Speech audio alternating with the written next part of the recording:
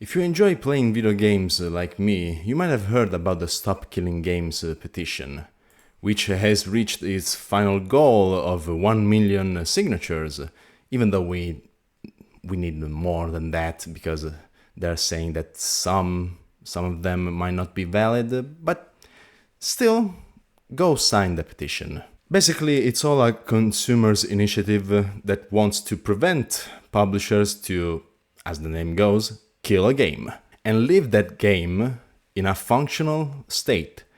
Because when they stop online services, when they stop supporting that game and giving online services, you should be able to play that game. You should still to be able to play that game, because otherwise they're simply taking your money. This is some James Bond villain move. Do you still have your license to play, Mr. Bond? Now, I'm not an expert on this, but I saw some things and I also signed the petition. And the video game companies actually answered to this. And I'm reading this the statement on Video Games Europe. They say, and I quote, "We appreciate the passion of our community. However, the decision to discontinue online services is multifaceted, never taken lightly, and must be an option for companies when an online experience is no longer commercially viable."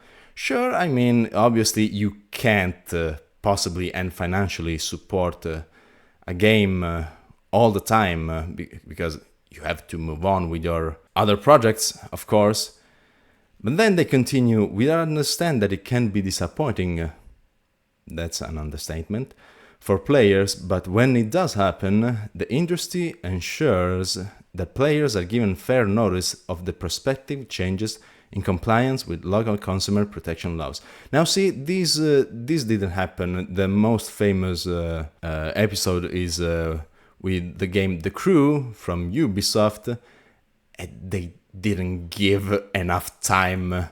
Also, they didn't give a refund, because the point is, sure, we as gamers, we don't expect you to give constant support because, like I said, financially it's not possible. But if you don't want to give the possibility for gamers to keep playing that game anymore, then you should refund them, because otherwise you're simply stealing their money. And they continue on their statement on Video Games Europe. "Private servers are not always a viable alternative option." Why? Why not? Why not? I mean, they say for the protections, yes, for the security, for the privacy, yes, but still, if it's not an alternative option, then you should refund them. Because if you don't want to let those players keep playing the game, then you should refund them at very least.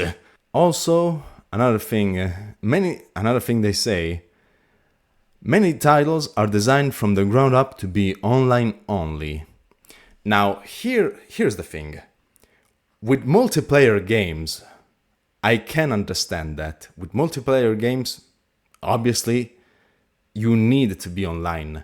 But with single-player games that have mandatory online connection as a requirement, then no, I will never understand that. Because no, single-player games, they should just be single-player games.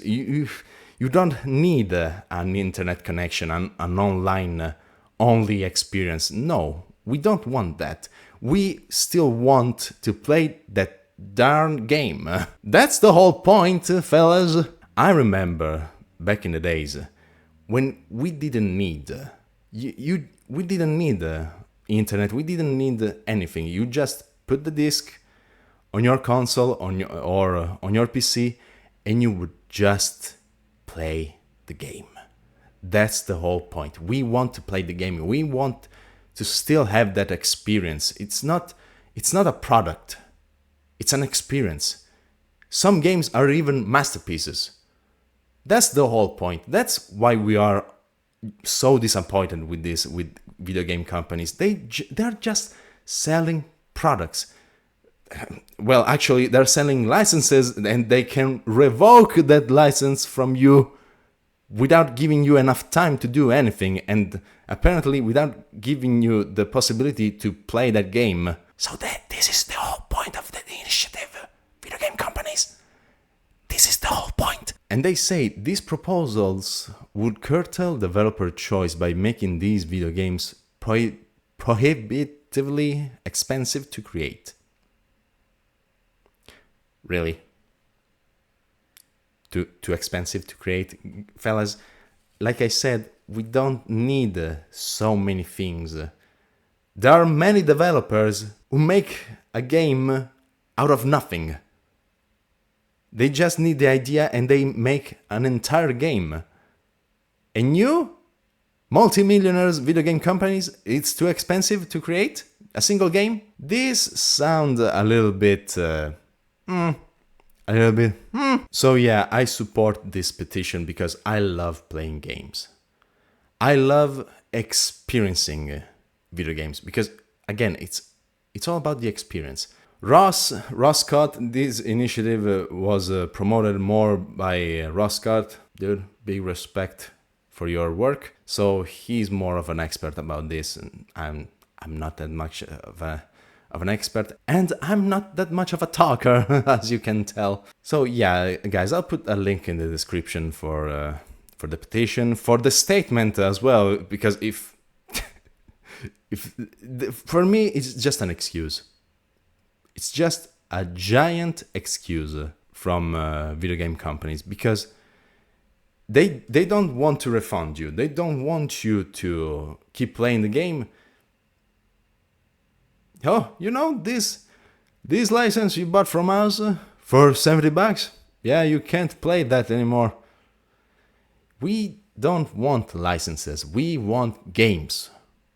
We want games. That's the whole point of the initiative. So guys, keep signing the petition. The deadline must be around the end of July, if not the actual end of July, if I remember.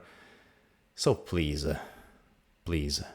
go sign the petition, because they need to understand what we want.